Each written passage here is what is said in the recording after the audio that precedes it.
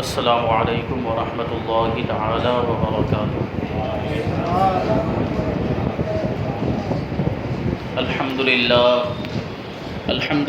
رب العالمین والعاقبۃ للمتقین والصلاة والسلام علی سید الانبیاء والمرسلین وعلی آلہ واصحابہ اجمعین، اما بعد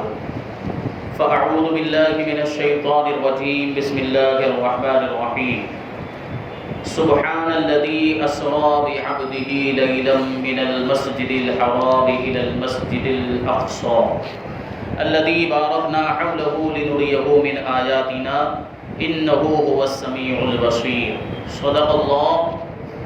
الله مولانا العظيم وصدق رسوله النبي الأمين المتين الكريم، ونحن على ذلك لمن الشاهدين والشاكرين والذاكرين والحامدين والحمد لله رب العالمين۔ آئیے ہم اور آپ سب سے پہلے حضور سرور کائنات، فخر موجودات، باعث تخلیق کائنات احمد مجتبی محمد مصطفیٰ صلی اللہ علیہ وسلم کی بارگاہ بے کس پناہ میں جھوم جھوم کر درود و سلام کا نذرانہ عقیدت پیش کریں اور پڑھیں اللہم صلی علی سیدنا و مولانا محمد معدن الجود والکرم وآلہ الکرام وابنہ الکریم وبارک وسلم صلاة و سلاما علیک یا رسول اللہ صلی اللہ تعالی علیہ وسلم۔ عزیزان ملت اسلامیہ، جیسا کہ آپ سب جانتے ہیں کہ آج شب معراج ہے، اور گزشتہ جمعہ میں بھی شب معراج کے تعلق سے کچھ باتیں بیان کی گئی۔ خاص طور پر جو معراج پر اعتراضات ہوتے ہیں، وہ اعتراضات اور ان کے جوابات ذکر کیے گئے۔ معراج جسمانی طور پر ہوئی ہے، روحانی طور پر نہیں ہوئی، اس کے دلائل ذکر کیے گئے۔ انہی میں سے کچھ اعتراضات اور ہیں جو بعض لوگوں کی طرف سے کیے جاتے ہیں، خاص طور پر نیچریوں کی طرف سے، جو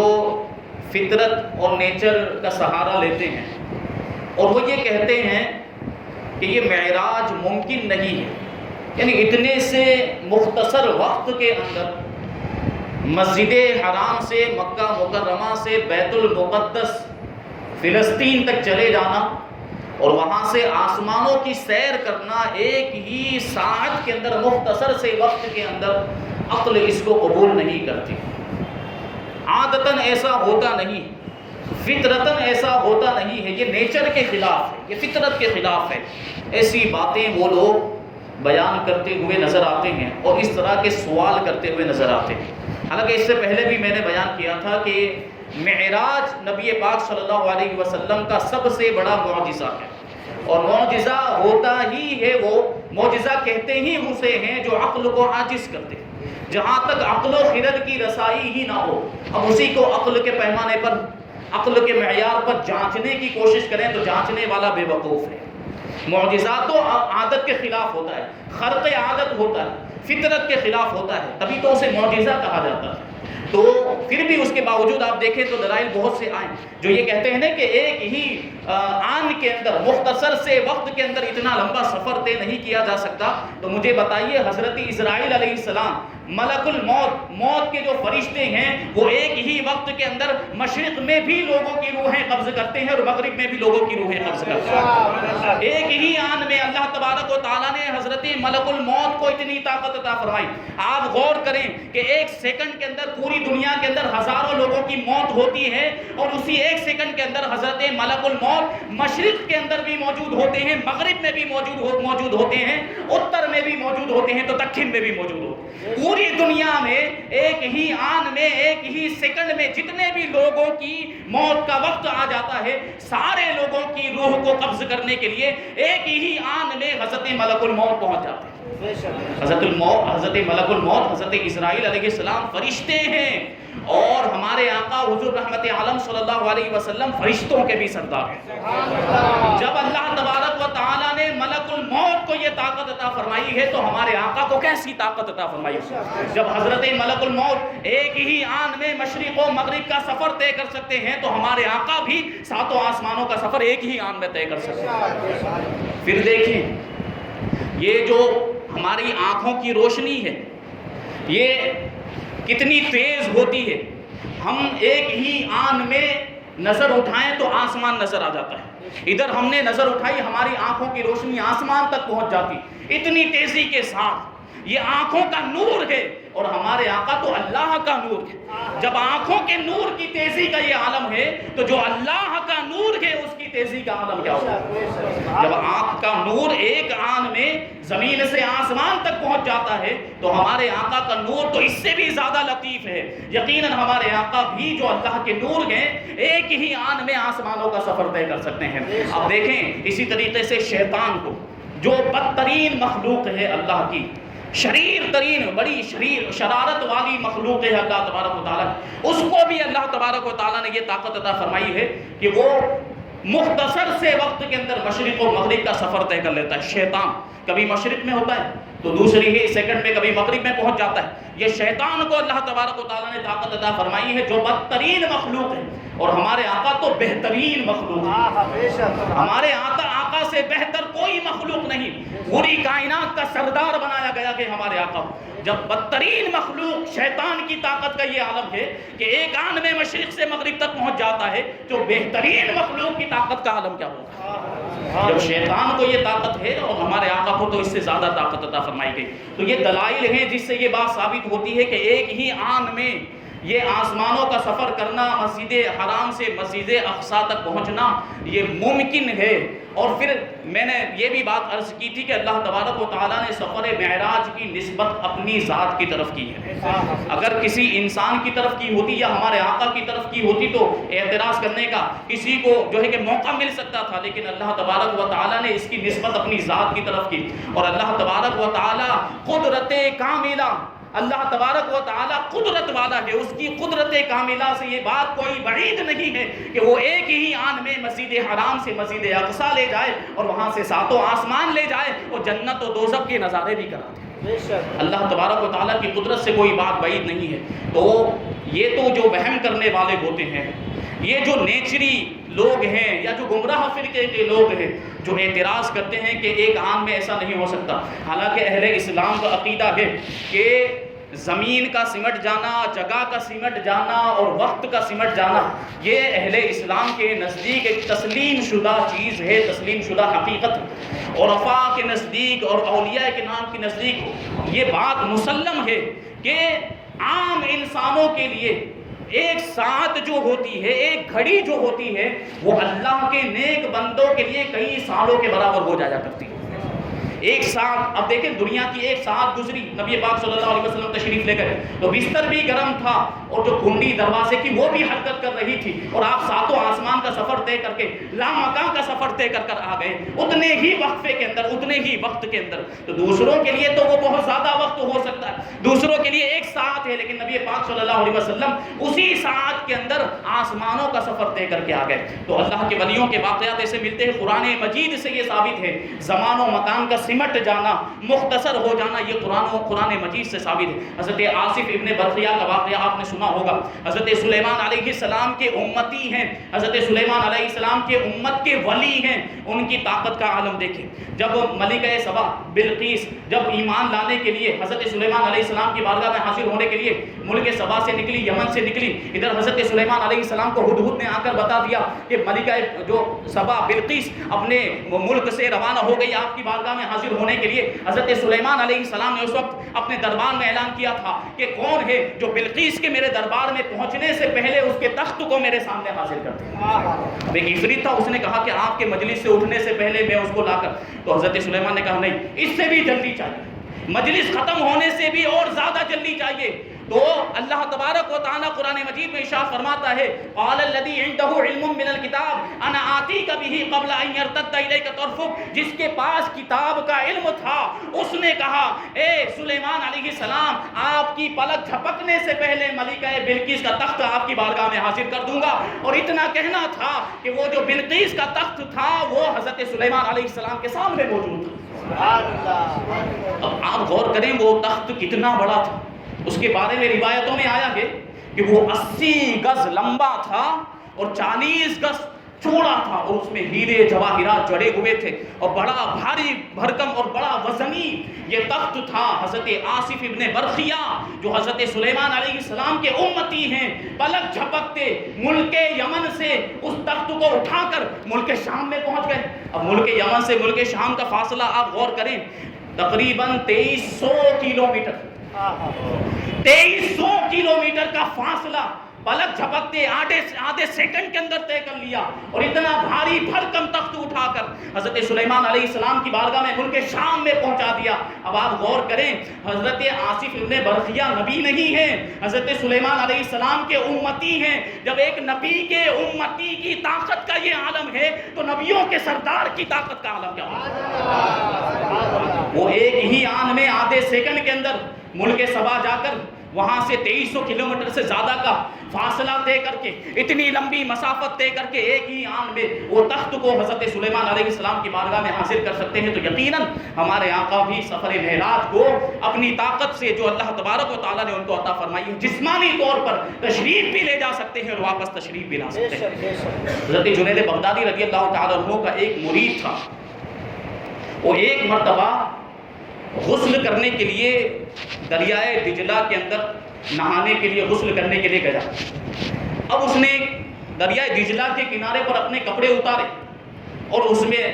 غوطہ لگا دیا، اس میں ڈبکی لگا دی دریائے دجلہ کے اندر۔ اب عجیب معاملہ دیکھیں آپ، جب وہ حضرت جنید بغدادی رضی اللہ تعالیٰ عنہ کا مرید دریا سے باہر نکلا تو کیا دیکھتا ہے کہ وہ ہندوستان کے اندر موجود ہے۔ دریا میں کہاں گیا تھا؟ بغداد کے اندر، دریائے دجلہ بغداد میں موجود، عراق کے اندر موجود ہے، اور جب باہر نکلا تو ہندوستان میں تھا، ملک ہندوستان میں پہنچ چکا۔ اب یہیں پر وہ رہنے لگ گیا، یہاں اس نے شادی بھی کی، یہاں اس کی اولاد بھی ہوئی اور ایک لمبے عرصے تک یہاں رہا۔ پھر ایک مرتبہ اسی طریقے سے وہ نہانے کے لیے ہندوستان کے کسی دریا میں وہ گیا، اور اس دریا کے اندر اس نے ڈبکی لگائی، غوطہ لگایا، اور اس دریا سے جب وہ باہر نکلا تو واپس وہ دریائے دجلہ کے کنارے پر موجود تھا، اور وہ کپڑے جو اتار کر وہ دریائے دجلہ میں نہانے گیا تھا بالکل اسی حالت میں دریائے دجلہ کے کنارے پر موجود تھا۔ اس نے وہی کپڑے پہن لیے۔ اب حضرت جنید بغدادی رضی اللہ تعالیٰ عنہ کی خانقاہ میں پہنچا تو کیا دیکھتا ہے کہ ابھی اسی نماز کے لیے لوگ وضو کر رہے ہیں جس نماز کا وقت ہوا تھا جب وہ دریائے دجلہ میں نہانے کے لیے گیا تھا۔ یہ وقت کا سمٹ جانا دیکھیں آپ کہ یہاں تو وہی وقت چل رہا ہے اور ادھر دوسری جانب وہ کئی سالوں کا زمانہ گزار کر آیا ہے واپس۔ تو اللہ والوں کے لیے یہ چیزیں آسان کر دی جاتی۔ حضرت جنید بغدادی رضی اللہ تعالیٰ عنہ کا قول ہے کہ جو شخص مسند ولایت پر فائز ہو جاتا ہے، جو اللہ کا ولی بن جاتا ہے، تو وہ ایک سانس میں ہزاروں سال کی مسافت کو طے کر لیا۔ بہت سے اولیاء کرام کے بارے میں یہ بات جو ہے کہ منقول ہے کہ وہ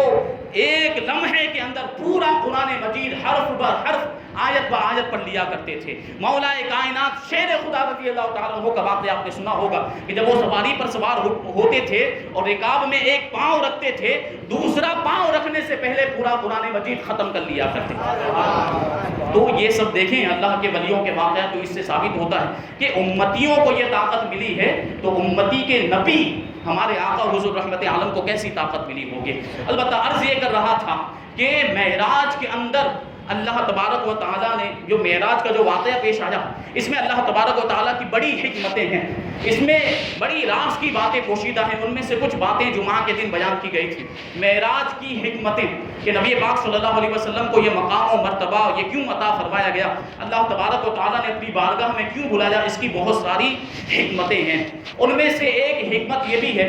کہ اللہ تبارک و تعالیٰ نے روز اول ہی سے، جب سے دنیا بنی ہے، روز اول ہی سے نبی پاک صلی اللہ علیہ وسلم کو ساری مخلوقات کی شفاعت کرنے والا بنایا گیا۔ اور جو قیامت کا دن ہے بڑا خوفناک دن ہوگا، ہر کسی کو اس دن کا بڑا خوف، اور اس دن ہر کوئی خوف زدہ ہوگا، ہر کسی کو اپنے معاملات کی فکر ہوگی، اپنے بارے میں ہر کوئی پریشان ہوگا، کوئی کسی کا حال پوچھنے کے لیے تیار نہیں ہوگا، کسی کو دوسروں کی خبر نہیں ہوگی، ہر کسی کو اپنے معاملات کے تعلق سے فکر ہوگی۔ اسی وجہ سے اللہ تبارک و تعالیٰ نے اپنے حبیب کو آسمانوں پر بلایا، آسمانوں کی سیر کرائی، اپنے عجائب دکھائے، عجیب و غریب واقعات دکھائے، جنت کے درجات بھی دکھا دیے، جہنم کے درجات بھی دکھا دیے، کہ کل اگر قیامت کا دن آئے تو قیامت کے دن کی ہیبت کا کوئی بھی اثر ہمارے آقا کے دل پر نہ ہو، اور آپ بلا خوف و خطر گناہگاروں کی شفاعت کریں۔ یہی وجہ ہے کہ سب لوگ نفسی نفسی کہہ رہے ہوں گے، اور ہمارے آقا امتی امتی کہہ رہے ہوں گے۔ یہ بھی ایک حکمت۔ پھر اللہ تبارک و تعالیٰ قرآن مجید میں ارشاد فرماتا ہے، ان اللہ اشتری من المؤمنین انفسهم واموالهم بان لهم الجنہ، بے شک اللہ تبارک و تعالیٰ نے مومنین کی جانوں کو اور ان کے اموال کو جنت کے بدلے میں خرید لیا ہے۔ اللہ تبارک و تعالیٰ نے مومنین کی جانوں کو، ان کے مالوں کو جنت کے بدلے میں خرید لیا۔ اب آپ غور کریں، خریدار کون ہے؟ اللہ تبارک و تعالیٰ ہے۔ بیچنے والے کون ہیں؟ مومنین ہیں۔ اور جو چیز قیمت بنائی جا رہی ہے وہ ہے جنت، اور جو چیز بیچی جا رہی ہے وہ مومنین کی جانیں ہیں اور مومنین کے اموال ہیں۔ اور یہ جو سودا پورا ہو رہا ہے، خرید و فروخت کا جو معاملہ ہو رہا ہے، اس کے وکیل اعظم ہمارے آقا حضور رحمت عالم صلی اللہ علیہ وسلم۔ اب وکیل کے لیے یہ ضروری ہوتا ہے، وکیل کی ذمہ داری ہوتی ہے کہ جو چیز بیچی جا رہی ہے اس کا بھی وہ معائنہ کرے، اور جس چیز کو قیمت بنایا جا رہا ہے اس کو بھی دیکھے، اس کو بھی ملاحظہ کرے۔ اب نبی پاک صلی اللہ علیہ وسلم نے مبیع کو تو دیکھ لیا ہے، یعنی مومنین کی جانوں کو تو دیکھ لیا، مومنین کے اموال کو تو دیکھ لیا ہے، اب جو قیمت بنایا گیا، جس چیز کو قیمت بنایا گیا تھا یعنی جنت، اس کو دیکھنا باقی تھا۔ اس لیے اللہ تبارک و تعالیٰ نے معراج کی رات نبی پاک صلی اللہ علیہ وسلم کو جنت کے نظارے بھی کرا دیے، جنت کے محلات بھی دکھا دیے، اور جنت کی عمارتیں بھی دکھا دی، وہاں کی ساری نعمتیں بھی دکھا دی، تاکہ مبیع کو بھی دیکھنا ہو جائے اور جو قیمت بنائی گئی ہے اس کو بھی دیکھنا ہو جائے۔ بلکہ نبی پاک صلی اللہ علیہ وسلم نے تو خریدار کو بھی دیکھ لیا ہے۔ خریدار اللہ تبارک و تعالیٰ، اللہ تبارک و تعالیٰ کا بھی دیدار کیا۔ تو یہ حکمتیں ہیں۔ ایک حکمت یہ بھی بیان کی جاتی ہے کہ جب اللہ تبارک و تعالیٰ نے زمین اور آسمان کو پیدا کیا تو دونوں میں مناظرہ ہوا۔ زمین نے کہا کہ میں تم سے بہتر ہوں، کہ میرے اندر درخت بھی ہیں، پھل بھی ہیں، قسم قسم کے پھل ہیں، نہریں ہیں، دریا ہیں، پہاڑ ہیں، خوبصورت چیزیں ہیں، چرند پرند ہیں، جن انسان ہیں، اور مجھے رنگا رنگ پھولوں سے مزین کیا گیا ہے، آراستہ کیا گیا، اس لیے میں تم سے بہتر ہوں۔ تو آسمان نے کہا نہیں، میں تم سے بہتر ہوں، کہ میرے اندر دیکھے تو عرش و کرسی بھی موجود، چاند ستارے اور سورج بھی موجود ہے، لوح و قلم بھی ہے، اور میرے اندر جنت و دوزخ بھی ہے، اور جنت و دوزخ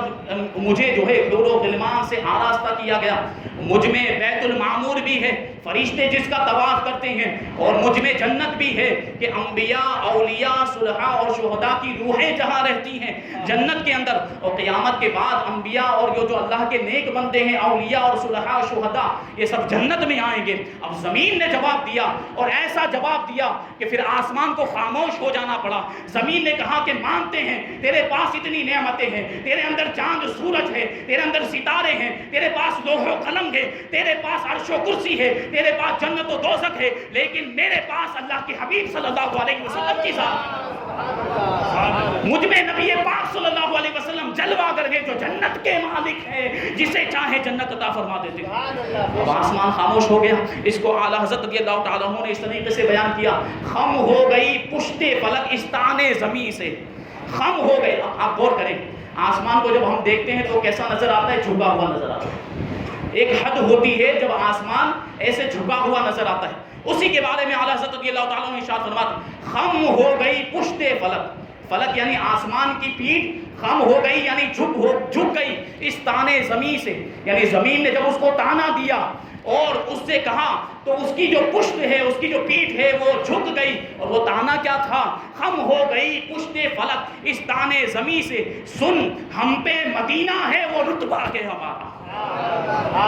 مدینہ منورہ آسمانوں پر نہیں، فلک پر نہیں ہے، یہ زمین پر ہے جو نبی پاک صلی اللہ علیہ وسلم کی جلوہ گاہ ہے۔ تو آسمان پریشان، آسمان خاموش ہو گیا، اور بڑی گریہ و زاری کے ساتھ، تضرع کے ساتھ اللہ تبارک و تعالیٰ کی بارگاہ میں آسمان نے عرض کیا، اے پروردگار عالم، میں زمین کے سامنے مناظرے میں ہار گیا ہوں اور مجھے بڑی شرمندگی کا سامنا کرنا پڑا، تو اپنے حبیب صلی اللہ علیہ وسلم کو ایک مرتبہ آسمان پر بلا تاکہ آپ اپنے قدم مجھ پر رکھ دیں اور مجھے زمین کے سامنے شرمندہ نہ ہونا پڑے۔ تو آسمان کی دعا کو اللہ تبارک و تعالیٰ نے قبول فرمایا اور شب معراج میں اپنے حبیب صلی اللہ علیہ وسلم کو آسمانوں پر بلایا اور جنت و دوزخ کی بھی سیر کرائی۔ بڑی حکمتیں،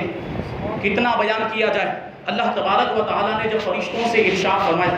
انی جاعل فی الارض خلیفہ، کہ میں زمین میں اپنا خلیفہ بنانے والا ہوں، تو فرشتوں نے کہا تھا اتجعل فیہا من یفسد فیہا ویسفک الدماء، کہ کیا تو ایسے کو اپنا خلیفہ بنائے گا جو زمین میں فساد پھیلائے، جو زمین میں خوریزیاں کرے، ایسے کو اپنا خلیفہ بنائے گا؟ تو اللہ تبارک و تعالیٰ نے ارشاد فرمایا انی اعلم ما لا تعلمون، فرشتوں میں جو جانتا ہوں تم نہیں جانتے۔ اللہ تبارک و تعالیٰ نے ارشاد فرمایا کہ میں حضرت آدم علیہ السلام کو اپنا خلیفہ بنا رہا ہوں، تمہاری نظر عام انسانوں کی طرف ہے، لیکن میں حضرت آدم کی اولاد ہی میں اپنے حبیب محمد الرسول اللہ کو پیدا کروں گا، اور ان کی وجہ سے میں نے یہ جو 14 طبق ہیں یہ ان کے لیے ہی میں نے بنائے ہیں۔ جب فرشتوں نے نبی پاک صلی اللہ علیہ وسلم کا نامی اس میں گرامی سنا تو ان کو آپ کے دیدار کی خواہش ہوئی، سب آپ کے دیدار کے مشتاق ہوئے، اللہ کی بارگاہ میں عرض کیا کہ تیرے پیارے حبیب صلی اللہ علیہ وسلم کا اتنا بڑا مقام و مرتبہ کہ تو نے 14 طبق ان کے لیے بنائے ہیں، ان کی یہ شان ہے، ہم ان کا دیدار کرنا چاہتے ہیں، ہم ان کی زیارت کرنا چاہتے ہیں۔ خواہش ظاہر کی تھی فرشتوں نے، تو فرشتوں کی خواہش کو پورا کرنے کے لیے، ان کی تمنا کو پورا کرنے کے لیے اللہ تبارک و تعالیٰ نے شب معراج اپنے حبیب کو آسمانوں پر بلایا اور فرشتوں نے اپنی خواہش کی تکمیل کر لی۔ یہ شان ہے اور یہ مقام و مرتبے اللہ تبارک و تعالیٰ نے ہمارے آقا حضور رحمت عالم صلی اللہ علیہ وسلم کو عطا فرمائے۔ پھر آپ دیکھیں وقت ہوتا جا رہا ہے، کچھ باتیں عرض کر دوں۔ پھر ایک بات یہ بھی ہے، حکمت جو بیان کی جاتی ہے کہ دیگر انبیاء کرام کو جو معجزے اور جو کمالات الگ الگ طور پر ملے تھے، وہ سب معجزات ایک ساتھ میں بلکہ ان سے بھی بڑھ کر اللہ تبارک و تعالیٰ نے ہمارے آقا کو عطا فرمایا۔ حضرت موسیٰ علیہ السلام کو اللہ تبارک و تعالیٰ نے کوہ طور پر بلایا اور اپنے کلام سے مشرف فرمایا، اور حضرت ادریس علیہ السلام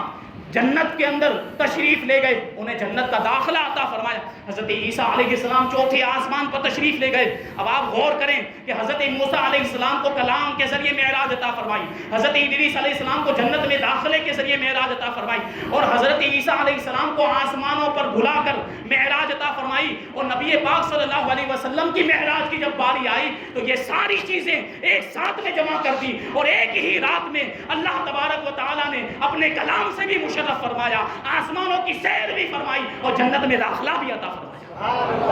بلکہ اس سے بڑھ کر کئی اور انعامات عطا فرمائے۔ جو معراج کا واقعہ انشاءاللہ تبارک و تعالیٰ بیان کریں گے تو اس میں آپ لوگ سماعت کریں گے۔ یہ شان ہے اور یہ شوکت، یہ مقام و مرتبہ اللہ تبارک و تعالیٰ نے ہمارے آقا کو عطا فرمایا ہے۔ انشاءاللہ تبارک و تعالیٰ جمعہ کے اندر جو کل جمعہ کا دن ہے اس کے آگے کی باتیں بیان کی جائیں گی۔ اللہ تبارک و تعالیٰ ہمیں آپ کو، ہم سب کو نبی پاک صلی اللہ علیہ وسلم سے سچی پکی محبت کرنے کی توفیق عطا فرمائے، ہمارے سینوں کو عشق رسول کا مدینہ بنائے، اور ہمیں اپنی جان مال اپنا سب کچھ نبی پاک صلی اللہ علیہ وسلم کے قدموں پر قربان کرنے کی توفیق عطا فرمائے، ہمیں بھی عاشق رسول بنائے، اور قیامت تک آنے والی ہماری ساری نسلوں کو بھی عاشق رسول بنائے۔ وما علینا الا البلاغ۔ السلام علیکم۔